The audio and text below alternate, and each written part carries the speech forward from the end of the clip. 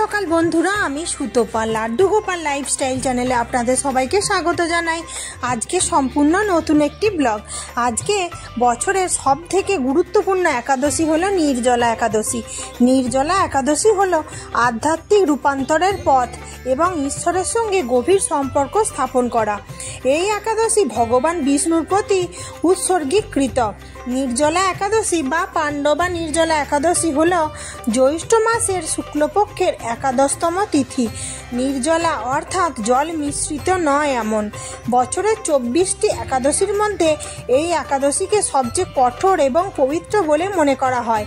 হিন্দু ধর্মগ্রন্থ অনুসারে 5 পাণ্ডব ভাইয়ের মধ্যে দ্বিতীয় ভাই ভীম একবার সমস্ত একাদশীতে উপবাস করার সিদ্ধান্ত নিয়েছিলেন, কিন্তু তিনি তার ক্ষুধা নিবারণ করতে না পেরে ঋষি ব্যাসদেবের কাছ থেকে পরামর্শ চেয়েছিলেন, যিনি তাকে নির্জলা একাদশীর ব্রত পালন করার পরামর্শ দিয়েছিলেন, যাতে সারা বছর ধরে 24টি একাদশীতে উপবাসের সুবিধা তিনি পান, যার মধ্যে একদিন উপবাসও অন্তর্ভুক্ত থাকে। নির্জলা একাদশীর তাৎপর্য হল ভক্তরা বছরের সমস্ত একাদশীতে উপবাস পালন করতে অক্ষম হলে তাদের নির্জলা বা পাণ্ডবা একাদশী করা উচিত। এই একাদশীতে সমস্ত পাপ ধুয়ে ফেলে ক্ষমা ও প্রার্থনা করে ভগবান বিষ্ণুর কাছ থেকে আশীর্বাদ লাভের একটি পথ। সুন্দরভাবে ভগবান বিষ্ণুর পূজা করা এবং ভগবান বিষ্ণুর বিভিন্ন অবতার বা বিভিন্ন রূপের পূজা করা আজকের দিনে খুবই প্রয়োজনীয় বলে মনে করা হয়।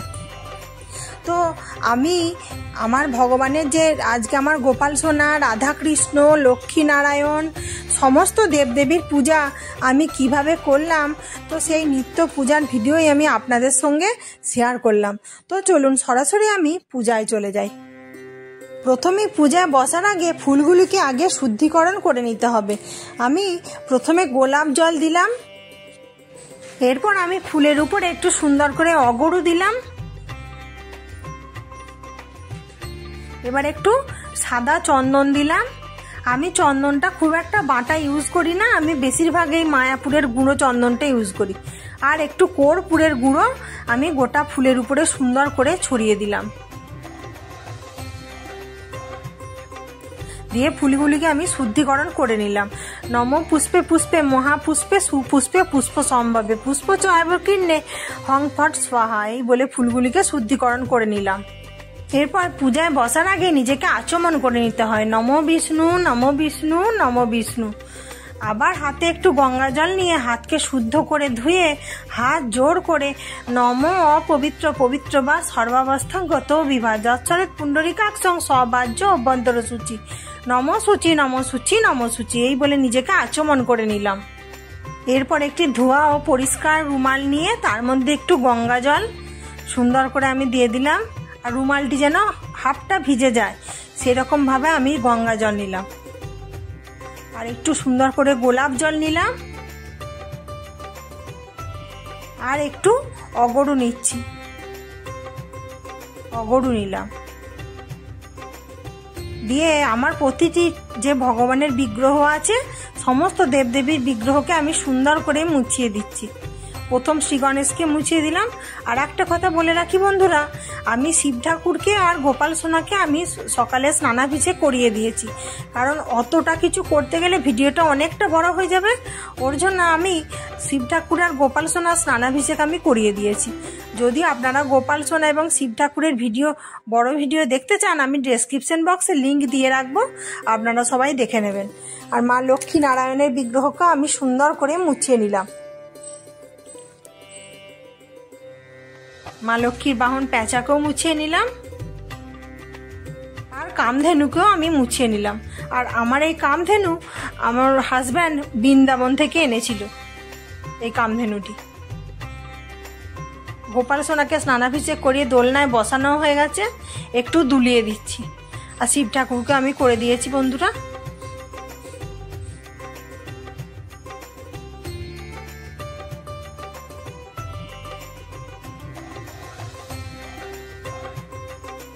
এরপরে প্রথমেই পূজায় বসার আগে অগ্নিদেবকে সাক্ষী করে পূজায় বসতে হয়।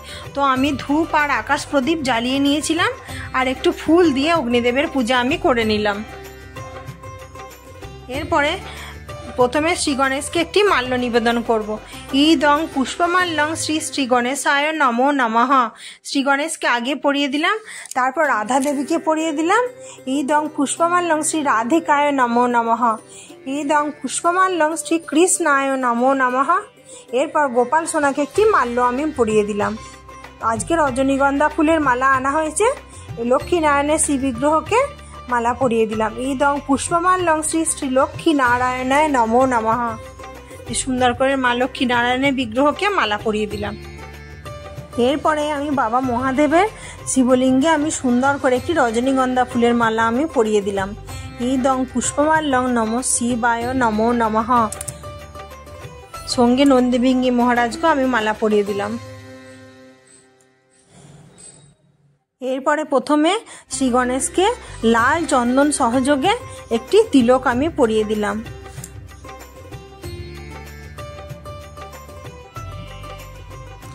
জয় শ্রী গণেশ, জয় শ্রী গণেশ, জয় শ্রী গণেশ।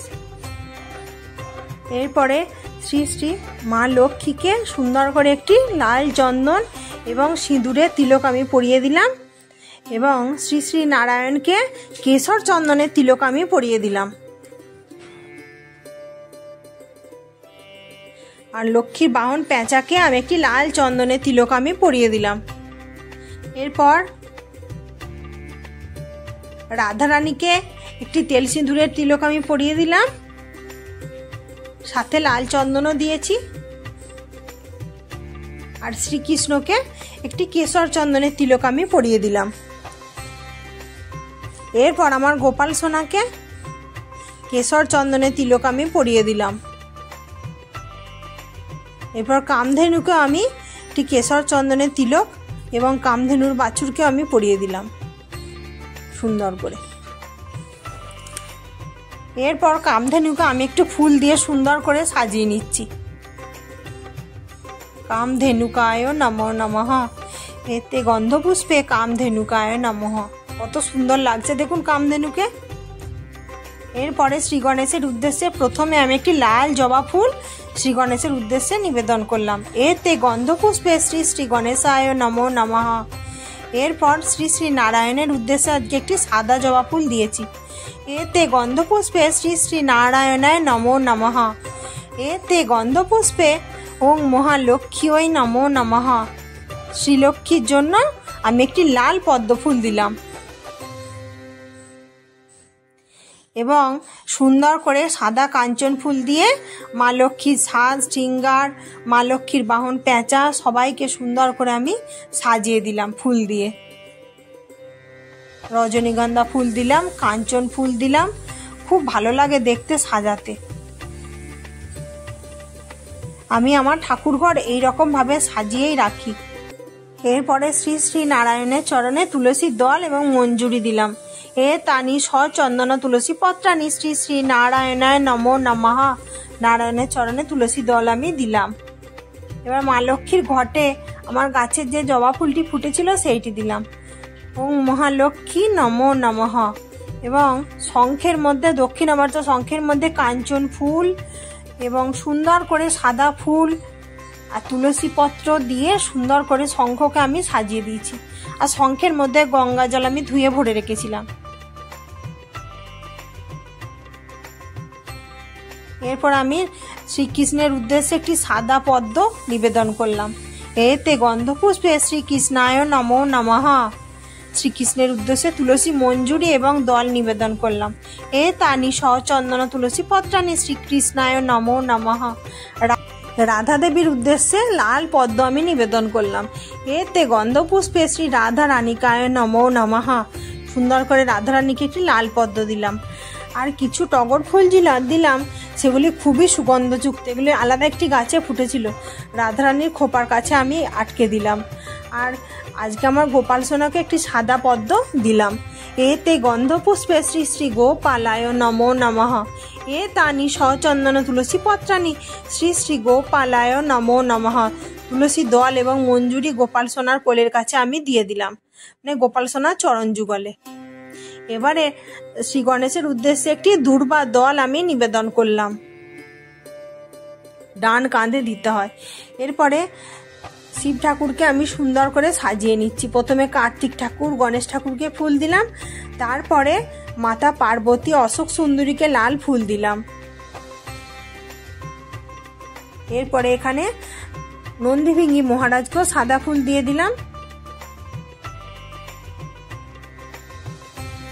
এরপরে শিব ঠাকুরকে একটু বেলপাতা দিলাম, 3টি দূর্বা দিলাম, নমঃ শিবায় নমঃ, ওম নমঃ শিবায়, আর একটি কাঞ্চন ফুল দিলাম। সুন্দর করে সাদা ফুল, নীল অপরাজিতা ফুল, সাদা টগর ফুল সব কিছু দিয়ে শিব ঠাকুরকে আমি সাজিয়ে তুললাম। ওম নমঃ শিবায়, ওম নমঃ শিবায়, ওম নমঃ শিবায়।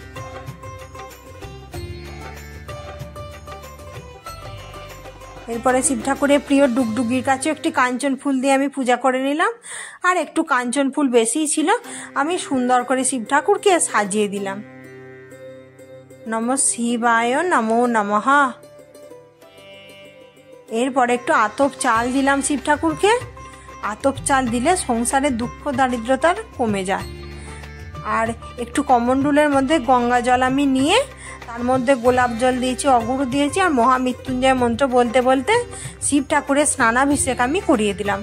আর এই জলটি বন্ধুরা সবসময়তেই থাকবে, আবার কালকের মধ্যে এই জল ঠিক শুকিয়ে যায়, অল্প করে দিতে হয়, খুব ভালো লাগে। এরপরে গোপাল সোনাকে আমার গাছের বেলি ফুল ফুটেছিল, গোপাল সোনার চরণে একটি দিলাম, আর গোপাল সোনার মাথায় একটি মুকুটের মধ্যে বেলি ফুল দিয়ে সাজিয়ে দিলাম। জয় গোপাল, জয় গোপাল। আর গোপাল সোনার চরণ যুগল একটু সাদা টগর ফুল দিয়ে সুন্দর করে সাজিয়ে দিলাম।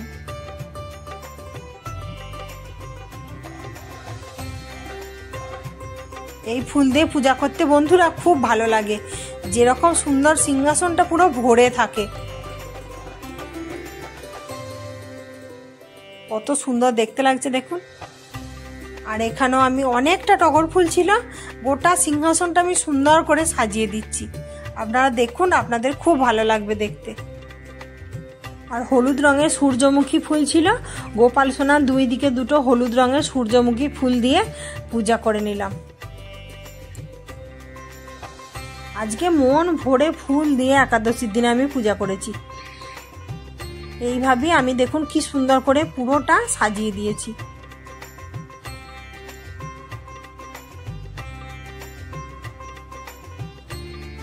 পুরো সিংহাসনকে আমি ফুল দিয়ে সুন্দর করে সাজিয়ে দিয়েছি।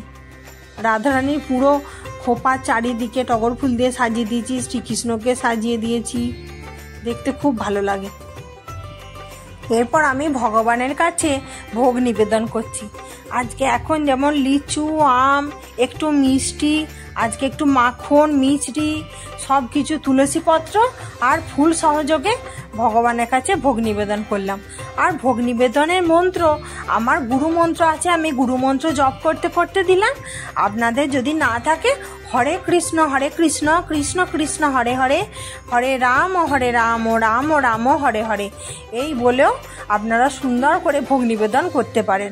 আমি আমার গুরু মন্ত্র জপ করতে করতে ভোগ নিবেদন করলাম। এরপর আমি সুন্দর করে গোপাল সোনাকে আরতি করে দিচ্ছি। গোপাল সোনা, আমার যেমন সামর্থ্য ছিল দিয়েছি, তুমি তোমার মতো করে গ্রহণ করো।